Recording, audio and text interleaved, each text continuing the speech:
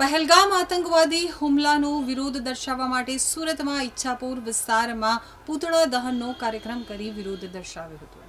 કાશ્મીરમાં પહેલગામમાં પ્રવાસી ઉપર થયેલા આતંકવાદી હુમલાનો સુરતમાં વિરોધ કરવામાં આવ્યો હતો। સુરતના ઈચ્છાપુર વિસ્તારમાં વિરોધ કરવામાં આવ્યો હતો। આતંકવાદી વિરુદ્ધમાં વિશ્વ હિન્દુ પરિષદ બજરંગ દળ દ્વારા ધરણા પ્રદર્શન અને પૂતળા દહનનો કાર્યક્રમ યોજવામાં આવ્યો હતો। પાકિસ્તાન વિરુદ્ધ સૂત્રોચ્ચાર કરી અને પૂતળા દહન કરી અને વિરોધ કરવામાં આવ્યો હતો। ઉલ્લેખનીય છે કે 22 એપ્રિલે પહેલગામ હુમલામાં 3 ગુજરાતી સહિત 26 પ્રવાસીઓના મોત બાદ દેશ ગમગીન છે। મોડી રાત્રે મૃતકોના મૃતદેહ વતન પરત લાવ્યા બાદ આજે સવારે મૃતદેહને અગ્નિદાહ અપાયા હતા। ત્યારે આજે રાજ્યભરમાં નિર્દોષ મૃતકોને શ્રદ્ધાંજલિ આપવા માટે ઠેર ઠેર શ્રદ્ધાંજલિ કાર્યક્રમ અને વિરોધ પ્રદર્શન થઈ રહ્યા છે।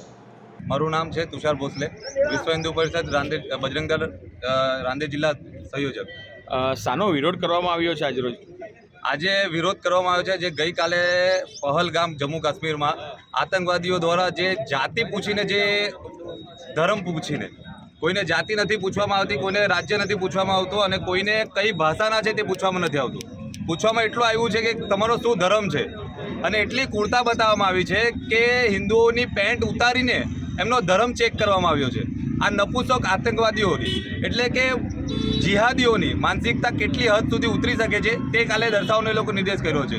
અને હું સરકારને એટલું નિવેદન કરું છું કે આ લોકોને મોત એવી આપો કે આગળના આતંકવાદીઓની પણ પેશાબ નીકળી જાય અને લાલ કિલ્લા ઉપર જ્યાં લાલ ચોક પર જ્યાં એક કાળે પાકિસ્તાનના ઝંડા લાગતા હતા ત્યાં આતંકવાદીઓને લટકાવીને ગોલી મારવામાં આવે અને દેશની સામે એક નમૂનો પેશ કરવામાં આવે કે આતંકવાદીઓ દ્વારા જો આવી ઘટનાઓ થશે તો આના પરિણામ આ રીતે ભોગવવા પડશે। કારણ કે 1990 પછી આજ લગી આતંકવાદીઓના જે ષડયંત્ર ચાલતા હતા તે દબાવવામાં આવ્યા હતા, પણ હવે 1990ની પર પાછી આ પદ્ધતિઓ ચાલુ થઈ ગઈ છે એવું જોવા મળે છે।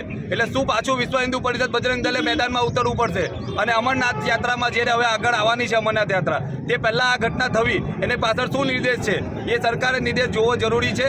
અને અમરનાથ યાત્રામાં પાછી બજરંગ દળે મેદાનમાં ઉતરી અને અમરનાથ યાત્રા પૂર્ણ કરવી પડશે તો બજરંગ દળ એના માટે સક્ષમ છે।